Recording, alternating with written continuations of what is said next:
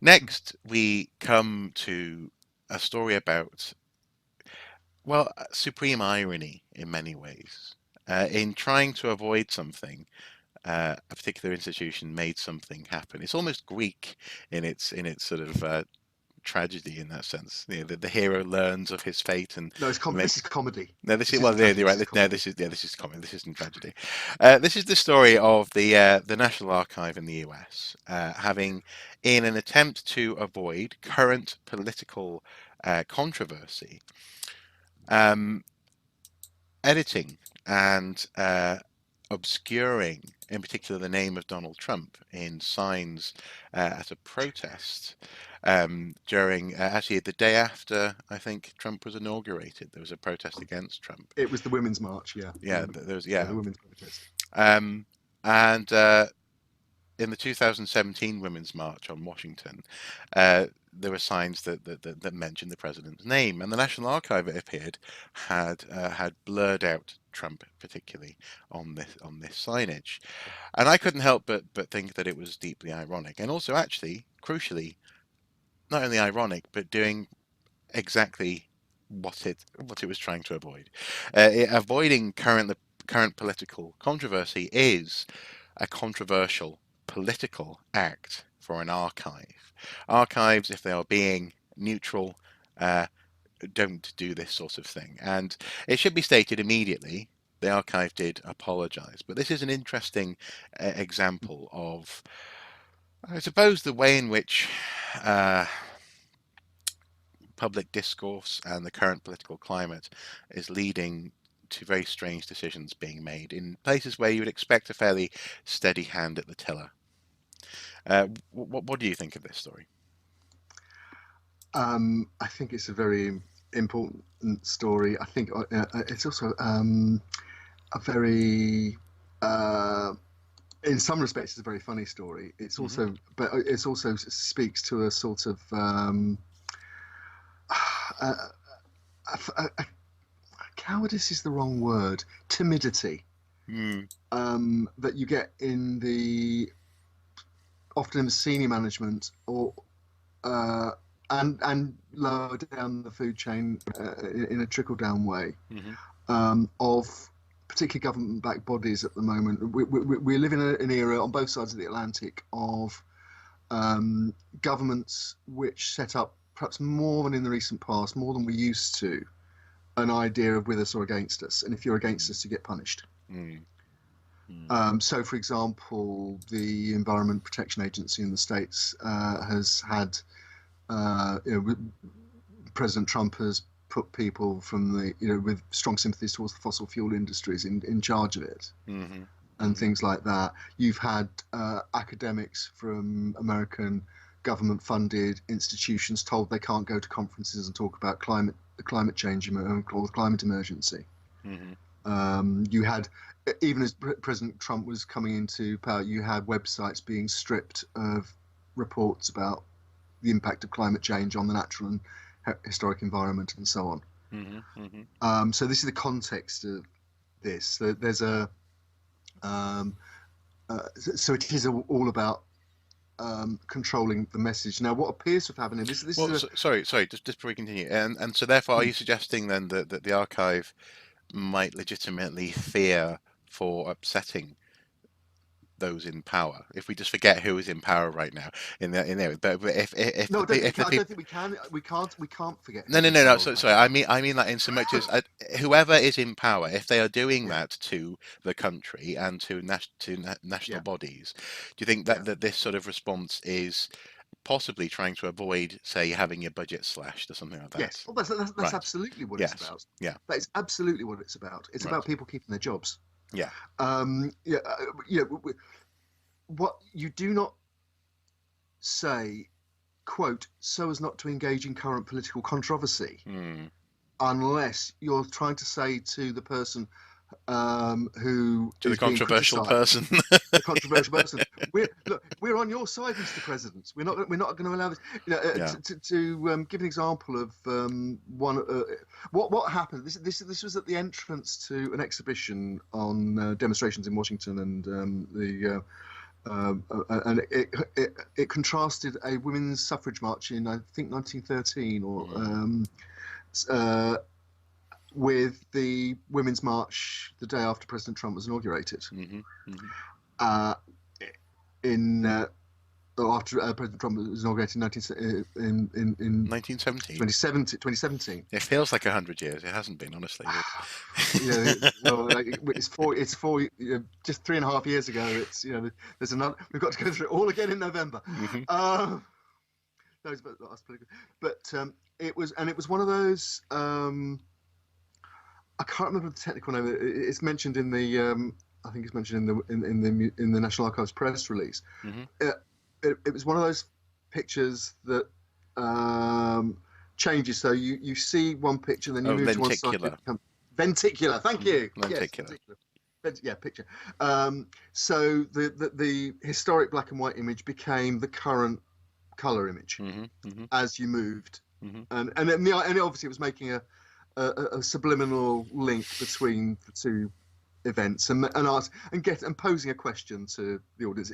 Is this the same? Is this part of continuity, or is this something new? And all those other Mhm. perfectly legitimate curatorial Mhm. Mhm. questions. Mhm. One of the areas that was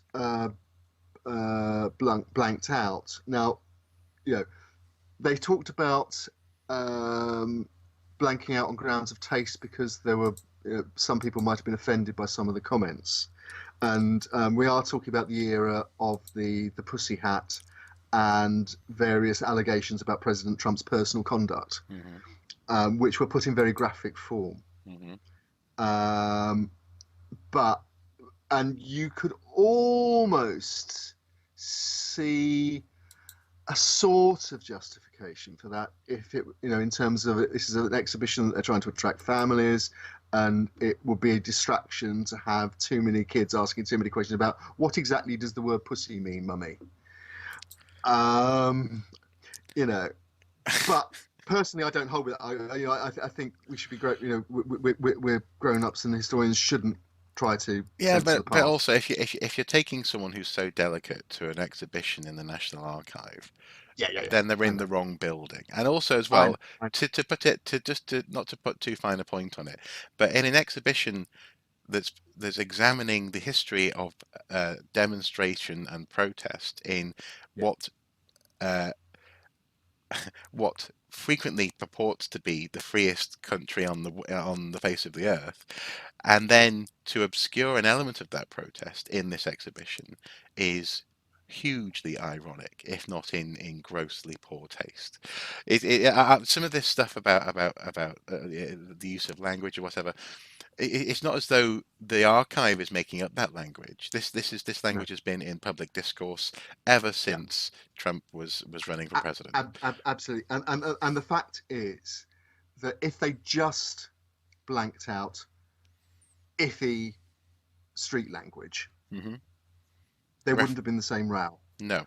What they did was, in particular, if you look at the Washington Post articles where this story broke in the Washington Post, Hmm. almost accidentally. I think it was their reporter. I think it was Joe Joe. Heim Yeah. who was looking for. It was actually there in connection with another story altogether. Just happened to notice that these pictures had been smudged Hmm. electronically because Hmm. obviously digital pictures, um, and wrote up the story and caused this particular scandal. But the reason they did it is clear when you see that two of the placards that were changed, that Hmm. are cited particularly, there was a sign that read uh, Trump and GOP, Grand Old Party, the Republican Party, Trump and the GOP, hands off women. Hmm. And the word that was blurred out was Trump. And another placard that read, God hates Trump. And again, the word Trump was digitally Hmm. smudged out. Hmm. It's about avoiding embarrassment, avoiding negative comment on the on the president, Yeah. even though, in a documentary sense, that commentary had already been made. And crucially, it's very similar commentary, although not quite so graphic, had been made a Yeah. hundred years ago about a president, a sitting president, an incumbent leader of the country, in so much as they weren't obscuring seemingly. Essentially, they were obscuring out of fear. And an archive Yes. should not live in fear, especially a national archive shouldn't live in this sort of fear in in the US. But Um, don't. I Joe. think there's another piece of context. There's another piece of Hmm. context here, though, Mark, and the director of the National Archive, Hmm. who was an Obama era appointee, Hmm. who Which might I make him think he's extra wary of being sacked, I guess. well, that's yes, Mm. absolutely. Um, said, and again, it's quoted. He's quoted directly in the Washington Post article, and there's a long press release that the National Archive released about this, which we'll link to. Hmm. But said that the decision to blur the photograph was made without any external direction whatsoever. Hmm. Now, that may or may not be true. We have to take it. We have to take it. We have to take it as read that yes, there was no. There may well have been no specific external direction, but this was happening at exactly the same time as, for example, Sean Spicer, the president's then communications director, was bringing pressure on, I think it was the National Parks Authority, to go back and find aerial photographs that showed more people on the National Mall in Washington, because Trump was complaining the biggest inauguration ever, and the air photograph said it was actually smaller than Obama's. Yeah. The thing is, I mean, it doesn't really matter if it was an external directive or not. The point is, the atmosphere that this archivist found himself working in meant that it was expedient to obscure facts of historical record, as opposed to feeling confident in the ability to use the word Trump. Unless at that point maybe people still thought Trump sounded like fart. I don't know. Who knows? But I know I've got over that finally. It took me a couple of years to go, "Oh, Trump, isn't that the same?" Yeah, okay.